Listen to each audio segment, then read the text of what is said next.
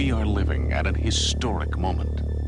For the first time in recorded history, we have the resources, the solutions, and the capacity to end the persistence of hunger on our planet.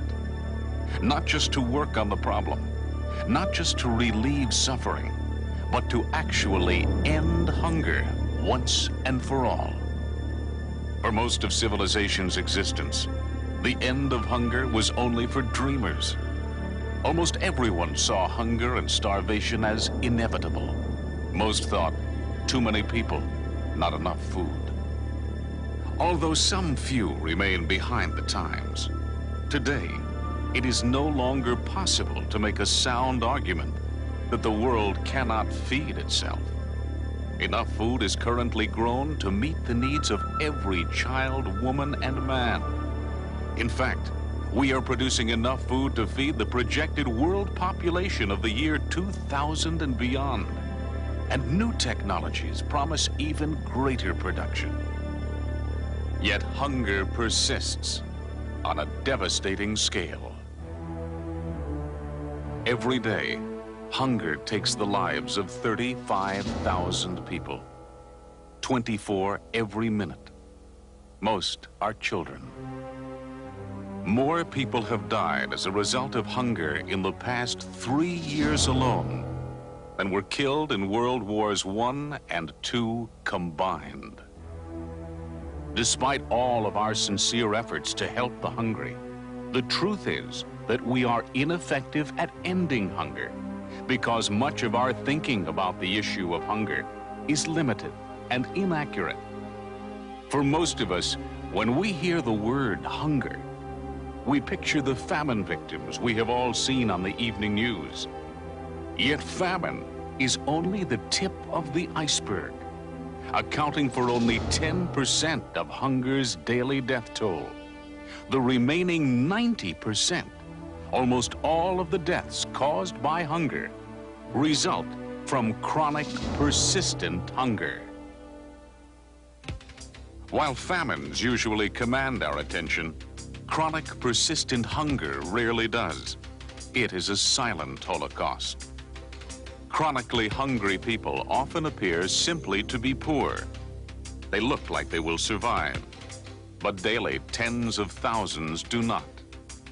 Each and every day, the number of children killed by chronic, persistent hunger is equal to 100 jumbo jets, each carrying 240 children, all crashing to the earth.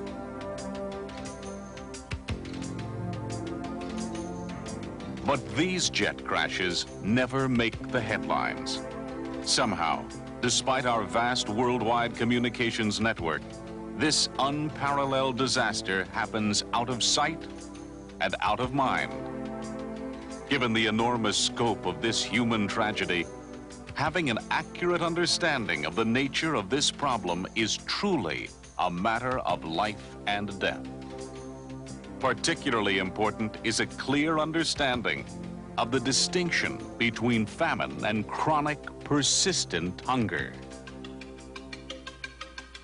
While famines occur sporadically, chronic, persistent hunger is an ongoing daily tragedy. Famines occur locally in specific geographic areas. Chronic hunger is a global condition that spans continents, persisting in more than 70 countries in Latin America, Asia, and Africa. Famines disrupt people's lives suddenly, drawing them away from their homes and often crowding them into camps. Chronic, persistent hunger is a constant condition of life, inseparable from the daily experience of hundreds of millions of people. In a famine, people often die from outright starvation, their bodies emaciated from an acute lack of food. Chronic, persistent hunger goes unnoticed, precisely because these hungry people are not starving to death. But like a cancer, chronic, persistent hunger erodes the body's strength and resistance. In the end, common colds, ordinary childhood diseases, and even simple diarrhea become massive killers. Even when not fatal, chronic hunger dramatically diminishes and shortens life. Mothers and fathers are considered elders if they live to the age of 45. Children may appear to be healthy 4-year-olds when they are actually 8. Their physical and mental growth stunted by chronic, persistent hunger. Day in and day out, chronically hungry people do not get enough protein or calories to sustain themselves. Often parasites keep them from absorbing the food they do get. Their systems are deprived of sufficient vitamins and nutrients. Each year, for example, 250,000 children go blind simply due to lack of vitamin A. Normally, a child up to 5 years old will have circumference of 16 centimeters. A severely malnourished child would be about 12 and less. This child now has 10. This will tell us that this child is suffering from third-degree malnutrition, which means the child will have lost 40% of his weight. Malnutrition and other related diseases is one of the highest causes of death. It's so frustrating because most of these diseases are preventable. Because so many hungry infants die at an early age, parents have large families to ensure that at least a few of their children will live to adulthood. In countries where hunger continues to persist, mothers give birth to more than twice as many children than do mothers in countries where hunger has ended.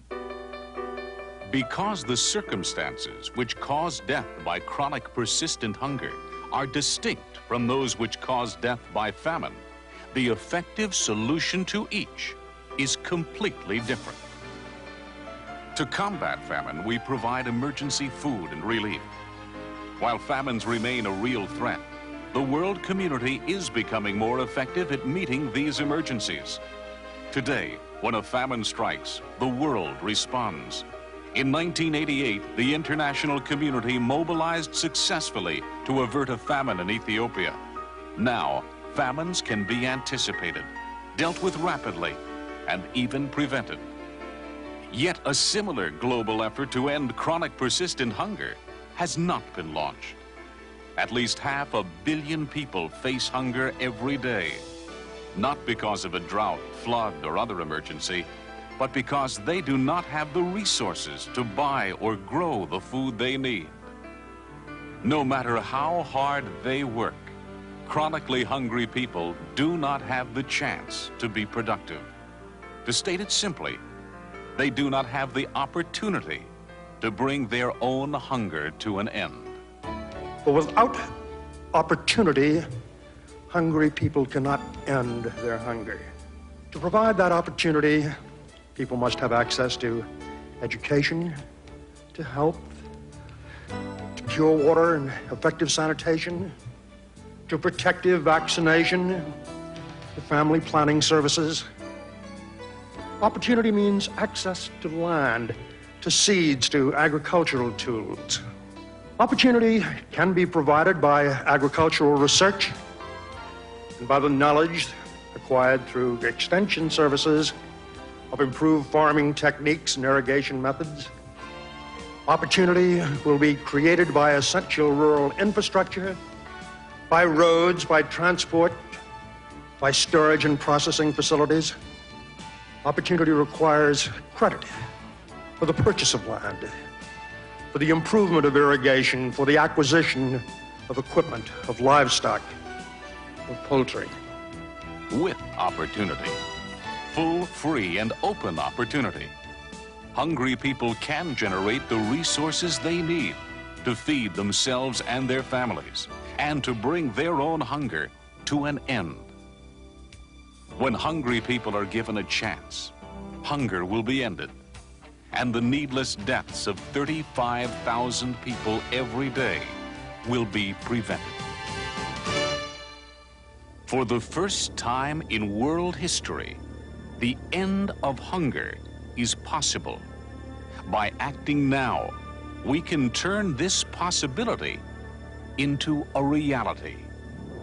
What needs to be done is to call forth a new era for ending hunger, an era in which the critical distinction between famine and chronic persistent hunger becomes so widely known that decisive and effective actions are taken. An era in which providing opportunity for hungry people becomes one of the priorities on the economic and political agenda. An era in which the necessary resources are reallocated so that hungry people can end their own hunger. This job will not be easy. It is a tough challenge, but it is a job worth doing, a job that embodies the greatest expression of what it means to be human. And above all else, it is a job that can be done.